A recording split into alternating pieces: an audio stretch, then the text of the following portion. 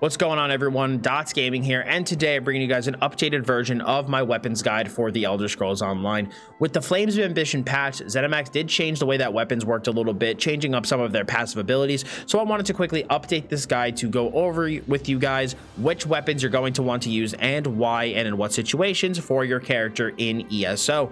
Now, one key detail I want to discuss before we get into that, though, is how damage in ESO works. So abilities will deal more damage and do more healing based on your power and resource pool. So magicka costing abilities will deal more damage with more spell damage and magicka, while stamina costing abilities will deal more damage with your weapon damage and stamina pool. Now, this doesn't mean that, a magicka character can't use a stamina ability or vice versa. Typically, if you're going to be using an ability of an opposite resource, you're going to want to use it for utility, not something you're going to want to be relying on for damage, since it doesn't scale with your resource. So, for example, Stamina Nightblades can still use something like Shadow Cloak for stealth, even though it costs magicka, because they want the ability to be in stealth. And since it doesn't deal any damage, it doesn't matter that it costs magicka. So that's something to keep in mind when we are discussing our weapons today. Similar with light attacks, though, certain light attacks for weapons scale with certain resources compared to others, but I will discuss that as we go through the weapons. Now, our first weapon is going to be two-handed. Now, this includes axes, maces, and swords. Now, two-handed weapons are going to want to be primarily utilized by stamina characters. And as you can see, this deals physical damage. This deals physical damage costing stamina. This deals physical damage costing stamina. And as you can see, all of the skills are pretty much like that. This gives major brutality, which is a weapon damage increasing buff. So therefore, this is going to be a weapon line primarily used by stamina characters, with its main use being for stamina PvP. Now, with that being said, stamina and magicka characters can get use out of this, and you might be wondering why. Now, ESO fundamentally is heavily influenced by its passives when it comes to character builds. So that's something really to take into consideration if you're ever looking at a build and wondering why something is done. Taking a look at the passives can be a really good indicator. So for example, if we look at the heavy weapons passive, this is one of the big ones that changed with Flames of Ambition. If you look, this grants bonuses based off of our weapon type equipped. Swords will give increased weapon and spell damage. Axes will increase your critical damage and critical healing, and maces will increase armor penetration. It's no longer specifically just for physical type damage. It will also apply to magicka. So for example, if you want to go for, let's say, a maximum spell damage build, you might be able to take advantage of a two-handed sword, or if you want to increase your critical damage done by the most, maybe a two-handed axe. So it is something to keep in mind.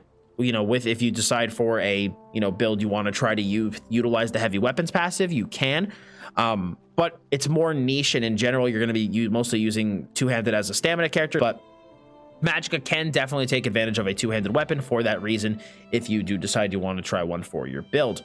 Now, our next weapon is going to be one-hand and shield. Now, as you can tell, as we go through the one-handed shield skills, again, they all cost stamina and all deal physical damage. Therefore, a tank is going to be the person that really wants to use this the most, but the main resource, though, is stamina. So magical characters typically will not really be using the skills all that much, since again they do all cost stamina. But the main use for the one-handed shield line is for tanking or for PvP. Now, magicka and stamina can take advantage of the one-handed shield in PvP due to the abilities here, potentially for stamina. But when it comes to the passives, that's where magicka can now also take advantage of the passives. Slow mobility magicka units are generally the ones utilizing sword and board, due to the fact that this allows them to block a lot of damage, and blocking acts as a really strong source of mitigation, which allows these people that don't have as much mobility to live longer. So for example, this increases the amount of damage that you can block from projectiles and range attacks by 14%. This improves our bash attacks, dealing more damage and causing less stamina. This increases the weapon damage and the amount of damage that you can block by 20%. And then this reduces the stamina cost of one-handed shield abilities by 15%, reduces the cost of blocking by 36%. But if you notice, with all of these passives, it just says with a one-hand and shield equipped. None of this really is super tied to the skills, with the exception of the first part of Fortress. So magicka characters can still really take advantage of this in PvP for the blocking. Like I said, stamina can still take advantage in PvP too. Tanks obviously are going to use this, but stamina and tanks can also really utilize the weapon skills as well. If you look, Typically, the way all the passives work is, with just the weapon equipped again from two-handed. But the other two-handed passives, I think, a little bit more heavily favor a stamina type build, with heavy weapons being the main one that you get for Magicka, like I discussed previously. Now, the same logic for two-handed also applies to dual wield. Dual wield, again, all stamina attacks, so basically all physical damage dealers. So the main resource for dual wield is going to be stamina, with its main use being stamina PvE. The dual wield is a bit better for PvE compared to 2H. And with that said, though, very similar to two-handed, though, resources that can use dual wield are stamina and Magicka. And again, why Magicka? Exact same logic as I mentioned with two-handed, except for instead of being heavy weapons, this passive is called Twin Blade and Blunt, with giving the exact same bonuses as the heavy weapons passive from two-handed. But we also have an additional one, which is the Dagger, which increases our critical chance. So it's, again, if we want to try to take advantage of some of these passives from Twin Blade and Blunt, we could equip, a mace, an axe, a sword, or a dagger to try to take advantage of these passives from Twin Blade and Blunt. But do keep in mind, we don't really get a lot of benefit from some of the other passives, so you'll typically be trying to use those dual-wielded weapons for just mainly this passive. If you want to try to max out some of your stats, you can absolutely take advantage of dual wield even as a Magicka unit, but in general, this is primarily going to be a stamina weapon line. Now, for the bow is again another physical weapon line, with its resource being stamina. As you can see, all the skills do cost stamina, with its main use being for stamina PvE and PvP. Now, Magicka doesn't really ever take advantage of this skill line, simply because, again, if we look at the passives, there's really nothing in the passives that will give Magicka any benefit. There's nothing here that you're gonna really want to take advantage of. A lot of this is, specifically tied to really utilizing the bow skills, and there just really is no benefit from Magicka here. So typically you'll only really be using a bow for stamina PvE and for stamina PvP. Now, when we get into the staves, this is where we finally start to see Magicka get some main weapons. So as we can see, all of the skills in the Destruction Staff skill line will all cost Magicka. Therefore, they do favor a magical playstyle. The main use for the Destruction Staff is for Magicka PvP and for PvE. Healers can also take advantage of a Destruction Staff too. Elemental Blockade is a very beneficial skill for healers, and actually even for tanks too. A lot of times you'll see tanks use a one-handed shield on one bar, and then on their other bar they'll use either an ice staff or a shock staff. Now, the reason that they'll use the ice staff is because ice staff, if you look at the passives from Ancient Knowledge, ice staff is very similar to sword and shield, where if you look, equipping an ice staff reduces the cost of blocking by 36% and increases the amount of damage you can block by 20%. But one important thing to do if you do decide as a tank, hey, I do not want to use or I want to use an ice staff on the back bar, I highly recommend not putting 2 skill points into Tri-Focus, because while you use an ice staff, blocking will cost Magicka instead of stamina. Typically speaking, when you tank, it is way easier to have all of your blocking cost come out of one resource pool and not 2. So I highly recommend, if you do use an ice staff, to remove the points from this passive. So tanks and healers can take advantage of that due to also Elemental Blockade, just a very beneficial skill to proc like backbar enchants and stuff, or to apply status effects.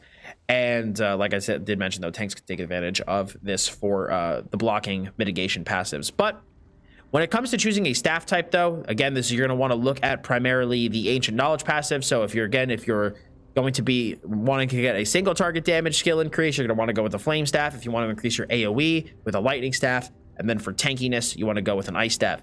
It's very similar, like I mentioned earlier, for two-handed weapons with heavy weapons. If you want to increase your penetration, you go with a mace. If you want to increase your critical damage or healing, you go with an axe. Sword is for weapon damage or spell damage. And then with dual wield, it's basically the exact same thing, except for daggers also increase your crit. Finally, for the restoration staff, again, sure, you can take a guess. This is all magical skills, and therefore is going to be primarily utilized by Magicka. And this is mainly going to be used by healers and for Magicka people in PvP. It's obviously good if you don't want to rely on a sword and shield on that. Let's say your back bar to block, you could use a restoration staff instead to gain some other heals if maybe you don't have enough heals from your class kit. Now, simply put, stamina is really not going to be wanting to use the resto staff all that much. As you can see, these are all magicka costing skills. And again, the passives don't really give you a whole lot that you're going to want to use as magicka, as a lot of them do, really synergize well with the abilities. And since you're as a stamina character, you're not going to be using the abilities, you really don't have as much of a point in using this skill line. Now, one thing that I do want to mention that has changed since the last time I made this video, and I actually had to go back and re-add this because I totally forgot about it, was that light attacks, heavy attacks, and medium attacks now all scale with your highest resource and damage type. It used to be in the past that two-handed, one-handed shield, dual wield, and bow attacks would scale with stamina and weapon damage only, while destruction and restoration staffs, light attacks and heavy attacks, medium attacks, would scale with spell damage and magicka only. But now all attack types, all those basic attack types, will scale with your highest resource. So if you are a magicka character that wants to dual wield daggers, like I said, for their build to increase their crit chance, you won't lose the light attack damage like you did in the past, because they will dynamically scale to your highest resource. One final thing, though, that I want to discuss before we close this video out is which weapons you should use in combination for your class. So for magicka damage dealers in PvE, typically you're going to want to use a double flame staff, since increasing your damage with single target abilities by 8% from the Inferno staff is going to be probably your most beneficial passive that you can get. With that being said, when it comes to PvP, if you have more of a need for a lightning staff or an ice staff, you can go ahead and use them. But in general, like I said, for PvE, Inferno staff is going to be the best, using that on both skill bars. Now, with magicka in terms of PvP, it's a little bit more customizable. Like I mentioned, you can find benefit out of two-handed and dual wield if you want. In general, I typically recommend that people still use the destruction staff, utilizing an Inferno staff if you use a lot of single target damage, and lightning staff if you use a lot of AoE damage. On your back bar, though, for PvP, you kind of have a choice. You can use, let's say, maybe like an ice staff on the back bar for some additional blocking if you have enough heals from your class kit, a restoration staff for some additional healing, or even a one-handed shield if you want the ability to block a lot, which is also really good. Now, for stamina in terms of PvE, typically dual wield is going to be your primary bar, with you especially utilizing daggers, as increasing your critical chance is really beneficial for a PvE environment. Although when it comes to PvP, typically you'll wear a mace in one hand because armor penetration is really good in PvP, and then your offhand will either be a sword, a dagger, or another mace depending on what you want. But in general, dual wield is going to be really good for a PvE front bar.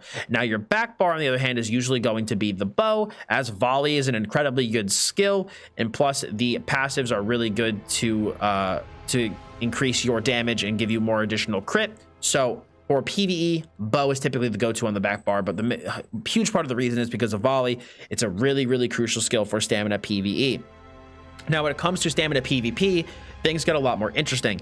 Typically, your primary bar is usually the two-handed skill line over dual wield, mostly because of momentum.